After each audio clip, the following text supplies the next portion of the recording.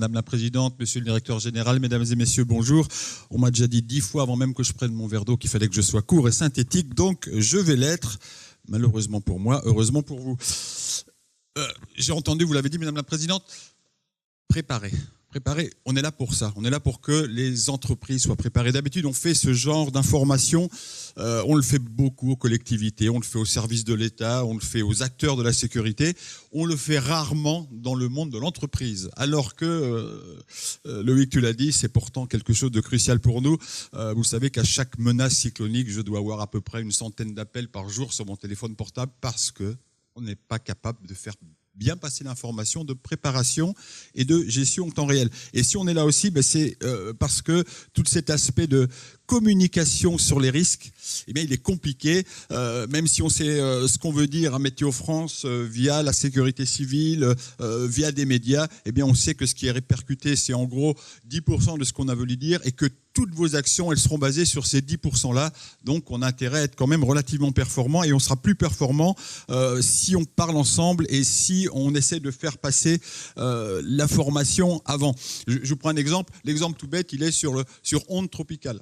Chaque fois qu'on parle d'ondes tropicales, en début de saison, on est inondé d'appels, c'est le cas de le dire, parce que pour la plupart des gens, ondes tropicales, ça veut dire il va pleuvoir beaucoup, il y aura du vent, ça va être catastrophique, il y aura sûrement de la vigilance, il faut tout annuler. Voilà.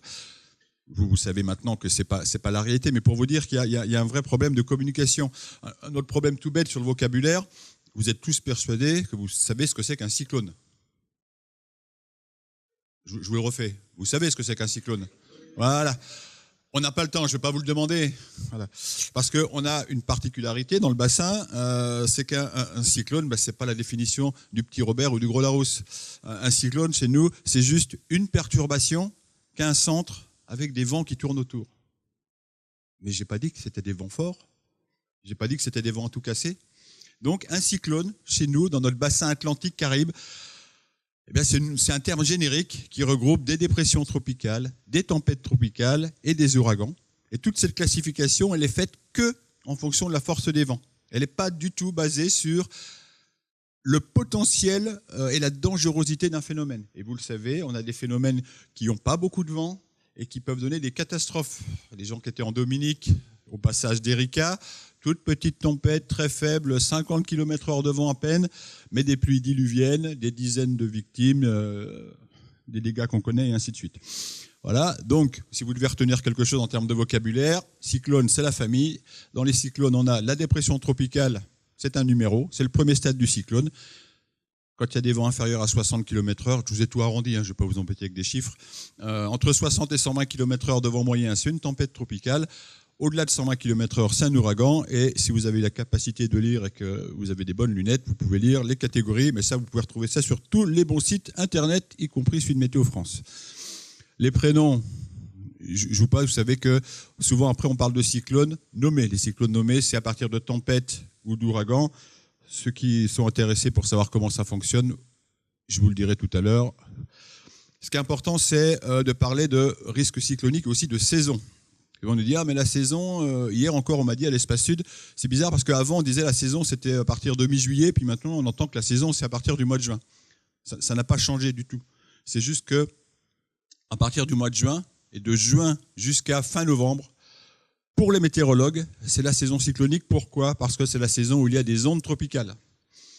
Et tous les cyclones qui intéressent les petites Antilles naissent à partir d'ondes tropicales.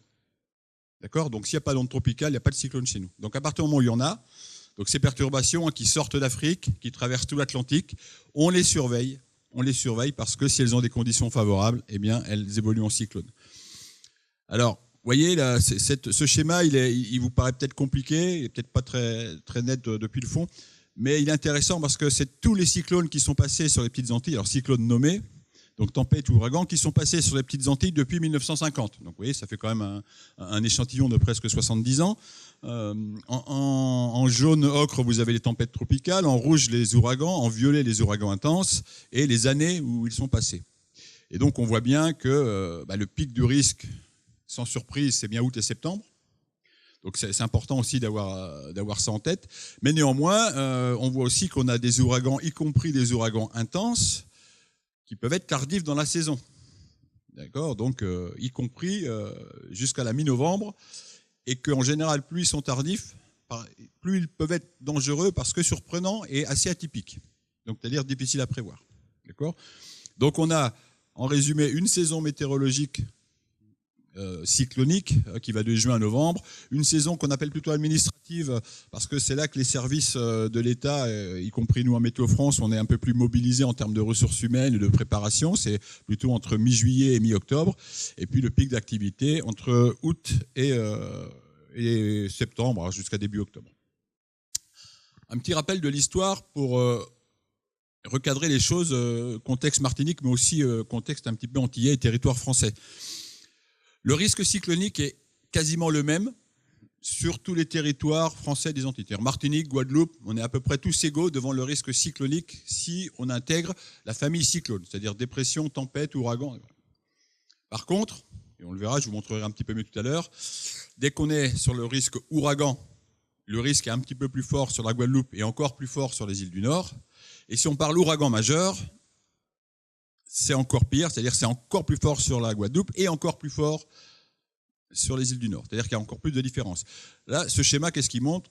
Les ouragans majeurs, d'accord, qui sont passés, et on voit que c'est donc depuis les années 50, là aussi, et on voit que c'est assez flagrant, mais c'est plutôt sur les îles du Nord. D'accord ? Alors, j'insiste, je n'ai pas dit qu'on est beaucoup plus à l'abri que les îles du Nord par rapport aux cyclones. Là, on parle uniquement d'ouragans majeurs. Mais c'est vrai que... alors c'est un problème mécanique, hein, je suis désolé, je vais décevoir les gens qui pensent que c'est parce qu'on prie beaucoup en Martinique, mais c'est pas... Voilà, je respecte tout ça, il n'y a aucun problème. Mais c'est une cause mécanique, tout bêtement. Hein, voilà. Plus ça tourne vite, plus ça tourne fort, plus ça remonte vers le nord si ce n'est pas empêché. Un autre schéma intéressant, c'est la Martinique. Alors, en noir, les ouragans, en orange, les tempêtes, tout ce qui est passé depuis 1950. Je sais pas, il n'y a pas un truc que vous voyez d'un seul coup Depuis 1950, il n'y a pas eu d'ouragan qui est atterri en Martinique. D'accord ? Non, mais ça veut dire que quelqu'un qui dit « Ah ben moi je sais ce que c'est un ouragan, alors voir un ouragan majeur qui atterrit, j'en ai déjà vécu, pas de problème, ma maison va résister, tout ça. » Des fois j'ai presque envie de dire menteur. Je me le tente pas, mais voilà. Parce qu'effectivement, les gens ont été traumatisés dans le passé. Il n'y a aucun souci. Même récemment, au passage de Dean en 2007, Dean est passé dans le canal de Sainte-Lucie. Bon, oui. Les gens ont été traumatisés en 63 avec Edith. Oh, oui, d'accord. Dorothy, qui était une petite tempête, mais qui a donné beaucoup de pluie. Donc, on connaît un petit peu de ce que peut être l'impact, le potentiel de dangerosité, mais on ne connaît pas vraiment. On ne connaît pas vraiment. On va dire c'est tant mieux. Et en termes de risque, parce que là c'est souvent des choses qui intéressent les assureurs, c'est ce qu'on appelle les durées de retour. D'accord ? C'est-à-dire c'est comment on qualifie statistiquement un risque pour un territoire. Alors durée de retour, je ne sais pas si vous avez l'habitude de cette terminologie. Alors ça s'interprète de deux façons. Comme quand on dit, pour un ouragan catégorie 1, la durée de retour pour la Martinique, c'est une quinzaine d'années. Alors, ce que ça veut dire, c'est important de comprendre, ça veut dire que pour le grand public, c'est l'interprétation, en gros, ça doit arriver en moyenne tous les 15 ans. Le problème avec cette interprétation, c'est comme les crues centenales, quand vous entendez en métropole, des fois on vous parle de crues centenales, c'est-à-dire des crues qui ont des durées de retour de 100 ans. Donc une fois qu'il y en a une, on peut dire, en moyenne, c'est durée de retour tous les 100 ans, j'ai quand même peu de chances que ça arrive l'année suivante, et ça arrive quand même. Voilà. Donc la vraie interprétation, quand vous avez une durée de retour de 15 ans, c'est qu'en fait, tous les ans, vous avez 100 divisé par 15 égale 6,7% de risque d'avoir un ouragan. D'accord ? Alors après, vous allez me dire, 6%, c'est peut-être pas très important. Mais je vous laisse dire ça. C'est pas moi qui le dis. D'accord ? Alors effectivement, après, quand on monte dans les ouragans catégorie 2, 3, 4, on voit bien que l'importance, on commence à être en dessous de 1 à partir de l'ouragan majeur catégorie 4, 5. Bah oui, c'est normal, il n'a jamais eu sur la Martinique. Alors, donc ça vaut pas grand-chose, ces chiffres-là. Mais retenez quand même ça, cette notion de, en gros, tous les ans, on a entre 6 et 7% de chance, mais je vais le dire plutôt de risque, hein, d'avoir un ouragan sur la Martinique. D'accord ? Et vous voyez qu'au niveau de la Guadeloupe, ce risque est plus important. La durée de retour, elle est inférieure à 10 ans. Donc on est plutôt supérieur à 10%. Juste rapidement, on parle souvent de vent fort, vous le savez, dans les ouragans, mais globalement, alors c'est pas qu'on oublie les autres dangers, c'est que des fois on les sous-estime un peu, on les minimise, et surtout on minimise le fait que quand ils sont conjugués, ils font encore plus de dégâts. Donc les 4 dangers principaux, hein, c'est la houle cyclonique, les vents violents forcément, les pluies, et ce qu'on appelle aussi la marée de tempête, enfin l'onde de tempête plus la marée astronomique, ça fait la marée de tempête. Je vais en dire quelques mots parce qu'il y a des choses très particulières en Martinique. La houle cyclonique, elle peut venir de très loin, elle peut venir même si l'ouragan ne vient pas. Donc on voit bien qu'en communication, c'est pas forcément simple. Elle peut venir avec des hauteurs relativement faibles, mais une telle puissance que ça détruit le littoral. Et que c'est aussi en termes de communication, c'est compliqué de dire à des gens, il y aura des vagues de 2,50 m, mais ça va tout casser. C'est ce qui s'est passé pour l'ouragan Lenny, par exemple, côté Caraïbes. Et l'impact est très fonction de la vulnérabilité. Et vous le savez, notre côte Caraïbe est beaucoup, beaucoup plus vulnérable à la houle que la côte Atlantique. Voilà. Oh, c'était la petite question. Quand Dean est passé, c'est pour que vous ayez une idée, hein, quand l'ouragan Dean est passé dans le canal de Sainte-Lucie, donc on a la chance d'avoir des houlographes, des appareils très précis qui mesurent la houle. Il y en a un dans le canal de Sainte-Lucie, justement, il y en a un au large de Basse-Pointe, il y en a un autre à Fort-de-France, collaboration avec la CTM. Et vous avez une idée de quelle hauteur on a pu mesurer sur ces appareils-là? Donc c'est vraiment des mesures, hein, c'est pas de l'estimation, c'est mesuré. C'est assez parlant quand même. Voilà, donc vous voyez les chiffres là-haut. Vague moyenne 9,10 m, vague maximale 13,30 m sur Sainte-Lucie.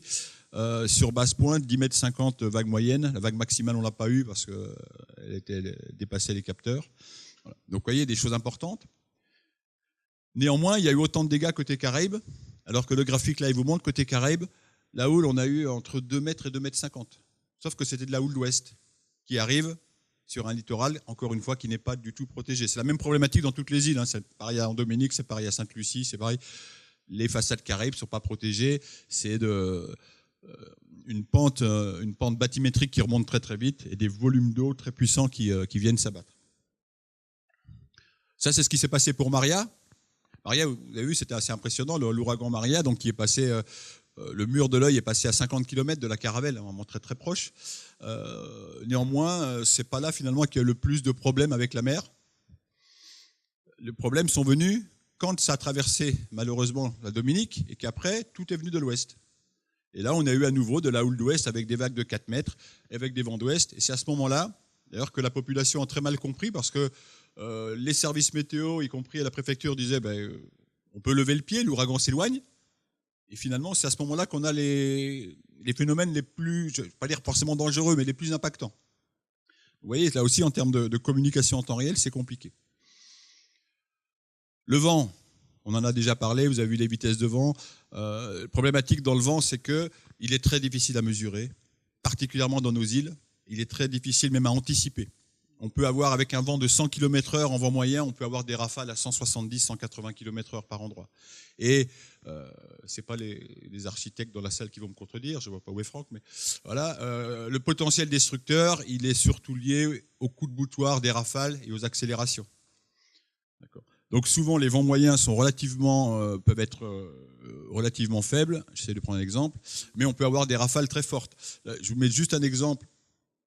Peut-être certains s'en rappellent, c'était au moment c'est le week-end de la Toussaint, l'ouragan Thomas, ouragan tardif qui passe sur Saint-Vincent, Sainte-Lucie. Vous voyez, des vents moyens de l'ordre de... alors au Lamentin, vous voyez, vents moyens, même pas 50 km/h, des vents moyens. Rafales sur les mornes, alors bien sûr, mornes décadées, c'est bien exposé, certes, mais ça représente quand même l'exposition de beaucoup de mornes en Martinique, et où il y a aussi des habitations, où il y a du matériel, des rafales quasiment à 170-180 km/h. Avec un vent moyen mesuré à l'aéroport de 50-60 km/h, 3 fois plus. Ça, c'est la problématique du vent. Plus la problématique de changement de direction. On détruit beaucoup de choses dès que la direction change. Si vous avez un vent qui est constant, en général, on a moins de problèmes. Je ne sais pas, non, c'est rien. Voilà. En gros, pour vous y avoir une idée, là aussi, les durées de retour des vents, sur la Martinique. Et là, c'est ce qu'on discutait il n'y a pas encore très longtemps avec les gens de la banane, par exemple. Parce qu'effectivement, durée de retour 10 ans à plus de 100 km/h. On sait que des vents de plus de 100 km/h, ça suffit pour faire beaucoup de dégâts sur le domaine de l'agriculture, notamment. Et oui, durée de retour de 10 ans, c'est quand même pas énorme. Bon, tout ça, je passe vite, mais on s'est mis d'accord. Hein, je pourrais vous laisser, si vous voulez reprendre des illustrations, des choses comme ça. Parce que je vais essayer de passer assez vite sur les pluies. Vous savez, le problème de nos pluies, alors on l'a vu le 16 avril, encore une fois, c'est hors cyclone. Alors les pluies, c'est dans les cyclones, c'est hors cyclone. Il y a une saison des pluies, mais il n'y a pas de saison pour des épisodes de fortes pluies. Ça peut être toute l'année et ça peut être avec des intensités très fortes. Encore une fois, on l'a vu le 16 avril. Dans les cyclones, le problème, c'est que ça peut être encore plus, et surtout, ça se combine avec beaucoup de choses. Qu'est-ce qui se combine? En fait, c'est l'effet conséquence. Si vous avez des fortes pluies qui tombent au moment où vous avez de la houle cyclonique et de la marée de tempête, les rivières n'évacuent pas l'eau. Donc, ça crée des crues beaucoup plus importantes et des inondations beaucoup plus importantes. Si vous avez des vents qui ont fait tomber beaucoup de végétation dans le lit des rivières, pareil, ça combine les risques. D'accord? C'est une des raisons pour lesquelles nous avons choisi, on en reparlera après, d'avoir au niveau de la vigilance, un danger cyclone qui combine tout ça. Autre problème des pluies, elles sont très intenses au niveau du cœur de l'ouragan, au niveau de l'œil du cyclone, mais en général, à cet endroit-là, ça passe assez vite. Quand c'est passé sur Saint-Martin, Saint-Barth, c'était pas les pluies qui étaient les plus embêtantes. Par contre, si vous regardez la Guadeloupe qui est en bas et toutes les pluies jaunes et rouges qui passent, en fait, pendant 3 heures, 4 heures, 5 heures, on est sous les pluies, alors qu'on est à plus de 200 km du centre. Et là aussi, en termes de communication et de vigilance, ça peut être assez paradoxal de dire l'ouragan s'éloigne, il n'est pas sur nous, mais néanmoins, on a un risque très important de dangerosité par les pluies.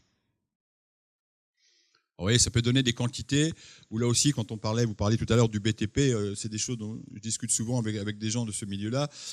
Faut pas rêver, il y a des intensités telles que, en termes de dimensionnement, des évacuations, des structures, c'est compliqué. C'est-à-dire qu'au bout d'un moment, on ne peut plus faire face à une intensité. Alors, pour vous donner une idée, le 16 avril, il est tombé en 1 heure, mesuré dans un pluviomètre, 145 mm en 1 heure. Ça veut dire 145 litres d'eau par mètre carré. Donc vous imaginez tout ce qui est tombé sur le flanc là, du Mont Pitot, ce que ça fait en quantité. Voilà. Donc après, bon, on essaie de gérer au mieux ce genre d'épisode, mais il faut savoir qu'on a des intensités énormes et donc des rivières qui réagissent très très très vite en un quart d'heure. Marée de tempête, rapidement un dernier mot. La marée de tempête, c'est le phénomène le plus dangereux lié à un ouragan. Il faut que l'ouragan passe vraiment sur le territoire. C'est l'accumulation de l'eau au fond des baies, souvent là où on se croit à l'abri, parce que souvent on est à l'abri des vagues. Et en gros, ça se traduit quasiment par la montée du niveau de la mer. Ça ressemble un petit peu plus à un tsunami, à un raz-de-marée que l'effet des vagues. Et voilà, avec le passage de l'ouragan, pour vous donner une idée, ce qui a été mesuré sur les îles, les petites îles, ça a été marée de tempête maximum 3,76 m et au Marigot, donc à Saint-Martin, vous voyez, c'était des valeurs mesurées par le marégraphe qui étaient de l'ordre de 2 mètres, 2,50 m. C'est énorme, 2,50 m de montée du niveau de la mer. Je peux vous dire qu'en Martinique, le jour où ça arrive, dans les zones les plus vulnérables, vous les voyez, les zones les plus vulnérables pour la marée de tempête, c'est les zones rouges. La principale, le Havre du Robert. Le Havre, ça veut dire qu'on est tranquille et qu'on est en paix normalement. Hein, voilà. Ben oui, non, mais on le dit, mais c'est parce qu'en fait, le V de Trinité et le Havre du Robert sont les 2 sites les plus exposés en termes de marée de tempête. L'ouragan Maria, s'il avait fait 2 degrés de différence quand il est remonté là, dans sa trajectoire, en gros, il serait passé sur une ligne François-Carbet. En passant sur François Carbet, vous aviez 2 mètres ou 2,50 m de marée de tempête au Robert. Ça veut dire qu'il fallait évacuer tous les gens de Bonne-Mer. Pareil pour Trinité, y compris la sous-préfecture d'ailleurs. Voilà. Non, mais c'est quelque chose qu'on n'a jamais eu, et je vous le dis, et c'est quelque chose pour lequel on n'est pas prêt, ni le monde étatique, ni le monde des collectivités, ni le monde privé. On n'a jamais évacué massivement des populations, parce que je dis massivement, ça représente quand même un paquet de personnes, pour ce genre de risque. Et l'année dernière, c'est marrant, ça n'a quand même pas fait beaucoup tilt, quoi. Pour un ouragan qui passe à 50 km de chez nous. qui finit par être ouragan majeur sur l'île qui a 50 km aussi. Enfin bon, je pense que ça doit nous réveiller. L'important pour vous, je suis désolé, j'étais un petit peu long, je voulais juste donner le contexte. L'important pour nous, pour que l'ensemble des acteurs soient prêts, c'est de bien comprendre comment on informe la population en temps réel. Ça, c'est fondamental. 2 systèmes complémentaires. La vigilance, ça c'est Météo France. Météo France est l'expert auprès du préfet pour l'évaluation du risque. Et cette évaluation se traduit par de la vigilance, avec quel type de danger, quel niveau de danger. À partir de là, les autorités préfectorales peuvent décider d'alertes. Les alertes, en gros, ce sont des mesures collectives. Donc Météo France ne fait pas d'alerte, contrairement à ce qu'on entend souvent sur les médias. Météo France a placé tel département en alerte orange. Non, Météo France ne fait jamais d'alerte. Ce n'est pas son domaine de compétence. L'alerte, c'est le préfet. D'accord ? Donc représenté ici par Loïc. Bien évidemment, si c'est mis côte à côte, c'est parce qu'on travaille voilà, ensemble, tout le temps, en coordination. Mais c'est juste pour bien comprendre les rôles de chacun. Alors, ce qui est important de comprendre aussi, je vais passer assez vite. Alors, vous avez compris comment ça fonctionne sur les couleurs, hein, il n'y a rien de particulier, mais il y a 2 ou 3 petites choses je voulais quand même, qui sont importantes pour nous. Vous l'avez compris, ce n'est pas parce qu'un ouragan passe à proximité que forcément on va gérer le danger pour la Martinique avec le symbole et le danger ouragan. Vous l'avez compris, parce que on n'attend pas forcément l'impact direct d'un ouragan. Ça peut être une très forte houle, auquel cas on n'utilisera que le danger houle. Ça peut être des pluies et du vent, ça peut être de la houle et du vent, ça peut être les 3 même, mais sans impact direct de l'ouragan. Et en fait, on n'utilise le danger cyclone que quand on attend sur la Martinique des conditions de forte tempête ou d'ouragan. Il faut quelque chose de globalement impactant, globalement au niveau du territoire et globalement au niveau de l'ensemble des paramètres. Et donc ça c'est des fois, c'est un petit peu de mal à passer dans la population. On peut avoir un cyclone et parler que du cyclone Tartampion qui est dans notre environnement, mais ne jamais utiliser le danger cyclone en termes de risque. Le but, c'est quand même de se focaliser sur quels sont les paramètres dangereux. S'il faut se focaliser sur la houle, qui peut être très dangereuse, qui peut être très destructive, ben c'est là-dessus qu'il faut se focaliser. D'accord ? Autre chose importante, alors ça c'est les schémas classiques, hein, tous les gens qui travaillent sur de l'analyse de risque, quel que soit, que ce soit de la météo, de la médecine, du BTP, de la résistance, ce que vous voulez, c'est à peu près toujours la même chose. Nous, la probabilité d'impact pour les cyclones, elle se traduit souvent avec l'anticipation. Et donc et ça c'est important aussi pour vous, de comprendre ce schéma d'anticipation, qui est un schéma théorique qu'on essaye de suivre. En gros, 48-72 heures avant, on est en vigilance jaune, 24-36 heures avant, en orange, 6-18 heures avant en rouge et 3-6 heures en violet. C'est en gros ce qu'on essaye de respecter quand il s'agit d'un cyclone. Quand il s'agit uniquement de fortes pluies, vous imaginez bien, prévenir qu'il va y avoir des fortes pluies 48-72 heures avant, oui, on va en dire un mot. Oh, il y a un risque de forte pluie pour lundi. Bon, voilà. Si on s'amuse à chaque fois qu'il y a un risque de forte pluie à faire de la vigilance. Donc, pour les cyclones, oui, on anticipe beaucoup. Pour les autres phénomènes, on est plutôt dans les 24 heures. Autre chose importante, c'est ça. Ça c'est fondamental. Je vous dis, c'est quasiment la centaine d'appels par jour que j'ai quand on est en vigilance, c'est pour comprendre ça. Vigilance orange, donc il faut qu'on rentre chez nous. Est-ce que je dois laisser mes employés rentrer? Alors d'abord, c'est pas un problème Météo France, on est bien d'accord. Donc vous pouvez m'appeler si vous voulez, mais normalement je dois vous dire c'est pas moi.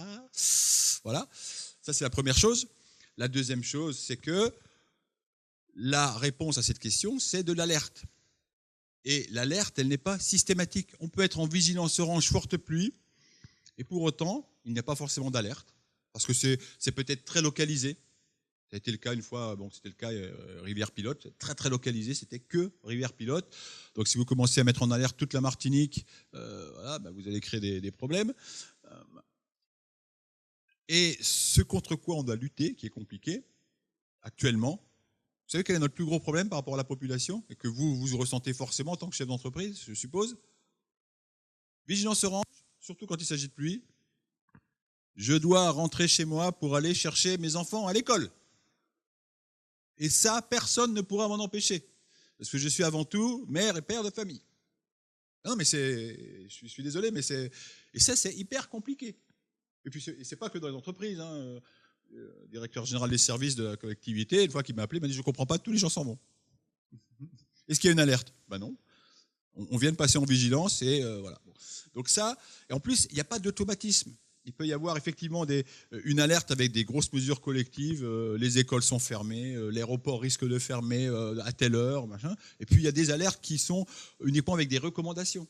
Donc c'est important d'avoir cette notion, j'ai quasiment fini, c'est important d'avoir cette notion entre qu'est-ce que la vigilance, qu'est-ce que l'alerte, qui est responsable de quoi, et le fait qu'il n'y ait pas d'automatisme. C'est pas parce qu'on est en orange que c'est toujours la même chose en termes d'alerte. Donc il faut bien connaître ces procédures et effectivement se renseigner en temps réel. Alors, cette information, oui, pas grand-chose là, elle est diffusée quasiment partout, alors bien sûr au service de la sécurité civile, et bien sûr aux médias qui font le relais, bien sûr elle est sur notre site internet, elle se traduit par un bulletin. Alors l'amélioration de cette année, c'est qu'on a voulu justement, quand il y a plusieurs paramètres, le rendre plus lisible avec un petit tableau. Alors, ça paraît tout bête, mais les gens avaient du mal quand c'était écrit dans le texte vigilance rouge, forte pluie et orange pour la mer. Là, on comprend rien. Alors on a dit bon, ben on va mettre ça de façon un peu plus lisible, comme ça ceux qui lisent pas, ils savent pourquoi on est en rouge. Effectivement, et c'est pas forcément. Et c'est souvent, par exemple, ça peut être la mer. On peut être en rouge mer et le reste jaune, par exemple. On peut dire, bon, il y a moins de risques sur les pluies, sur le vent, mais c'est surtout au niveau du littoral qu'il faut faire des choses. Voilà, donc ça, c'est une amélioration qu'on a apportée qui paraît toute simple. Mais surtout, l'autre amélioration que je voulais partager avec vous, donc c'est un projet que je porte depuis plusieurs années, c'est qu'enfin Météo France soit sur les réseaux sociaux au titre départemental, territorial. Ce qui n'existe pas pour le moment, malheureusement. On est un des services les plus médiatisés, pour autant on n'est pas sur les réseaux sociaux. Donc ça devrait être à partir du 16 juillet, si Dieu veut. On vous donnera bien sûr via la presse, communiqué de presse sur les médias, vous aurez le nom du compte Météo France, Vigilance Météo France. Vous pourrez vous abonner. Dès que vous êtes abonné, vous recevrez forcément un tweet à chaque changement de vigilance. Alors vous savez, un tweet, c'est très court, hein, ça ne dit pas tout, mais avec ce tweet, après, vous saurez qu'il y a eu quelque chose, donc à vous d'aller checker sur Internet, voilà, quelle est la vigilance, pour quelle, à partir de quelle heure, ainsi de suite. Donc ça, c'est quand même une amélioration majeure, ça veut dire que tous les gens qui sont connectés sur les réseaux sociaux, notamment sur Twitter, auront l'information. Par contre, ce compte Twitter ne sera qu'en mode push, c'est-à-dire qu'on va pousser l'information de vigilance, il n'y aura pas de discussion sur Twitter. Les discussions seront sur la page Facebook. Il y aura aussi une page Facebook Météo France Martinique qui bien sûr reprendra toute l'information de vigilance, mais qui essaiera d'apporter justement des compléments d'information, de faire un peu de pédagogie, d'illustrer, de participer à des échanges et ainsi de suite. Alors, ça va se mettre en place en juillet, ne demandez pas la lune. Ce qui est très facile de faire pour des particuliers, croyez-moi, c'est beaucoup plus difficile de faire dans des institutions 24 heures sur 24. D'accord, mais c'est quand même une grosse amélioration en termes de communication sur les risques. Après, si avec la vigilance, si avec les réseaux sociaux, si avec l'information des préfectures, vous dites, oui, mais moi, ça ne me répond pas à mon besoin, il faut savoir, c'est Jean-Marc qui m'a rappelé de le dire, parce que des fois, on oublie, les entreprises qui ont besoin d'informations spécifiques, on a des services pour ça. Services commerciaux, certes, mais qui permettent de répondre à des demandes. Là, je le dis, je prends comme exemple Simon Jean-Joseph, que vous connaissez sûrement tous, qui s'occupe de la marina, la plus grande marina des Antilles quand même. Il était avec moi hier, enfin avant-hier, et lui, c'est ça. Il dit, moi je veux des services spécifiques de Météo France, parce que j'ai la plus grande marina à gérer, parce que j'ai 12 loueurs des plus importants au monde qui ont tous leurs bateaux ici. L'information que vous mettez, c'est bien, c'est pour tout le monde, mais moi je veux quelque chose de spécifique. Et moi j'ai besoin de 48 heures d'anticipation avec une information la plus précise possible pour savoir où est-ce que j'emmène mes bateaux. Et ainsi de suite. Voilà. Donc, et ça, c'est des choses auxquelles on sait répondre. Donc, si vous avez ce genre de besoin, n'hésitez pas. Ça, c'est la fin, mais juste avant, parce que vous allez me poser la question. Oui, mais alors, monsieur Degrasse, la saison, elle sera active ou pas? Est-ce que j'ai le droit de répondre, on s'en fout? J'ai le droit, Jean-Marc? J'ai le droit? Alors, on s'en fout. Je vous dis juste pourquoi on s'en fout. Mon message, c'est... Alors, notre slogan, depuis quelques années, c'est « un seul suffit ».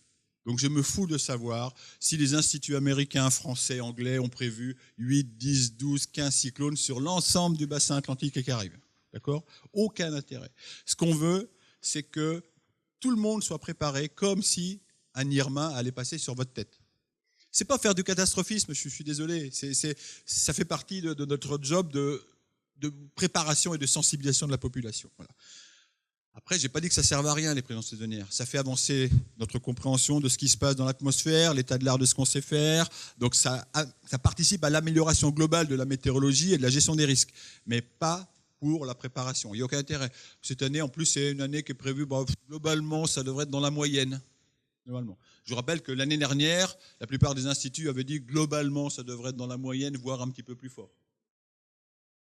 Vous avez vu le résultat. Donc, je me permets de dire que je ne préfère ne pas communiquer sur ce genre d'informations. Je préfère vous dire, préparez-vous. On vous aide pour vous préparer si vous avez besoin, en termes de vigilance, en termes d'alerte. On peut venir vous expliquer. Certaines entreprises font la démarche auprès de nous pour venir informer leurs salariés. Des fois, c'est dans les heures de formation, des choses comme ça. On peut le faire. Il n'y a pas de problème. Si c'est regroupé, on peut le faire aussi. Et ça participe à l'anticipation de l'entreprise, mais aussi à la compréhension en tant qu'être humain et en tant que Martiniquais.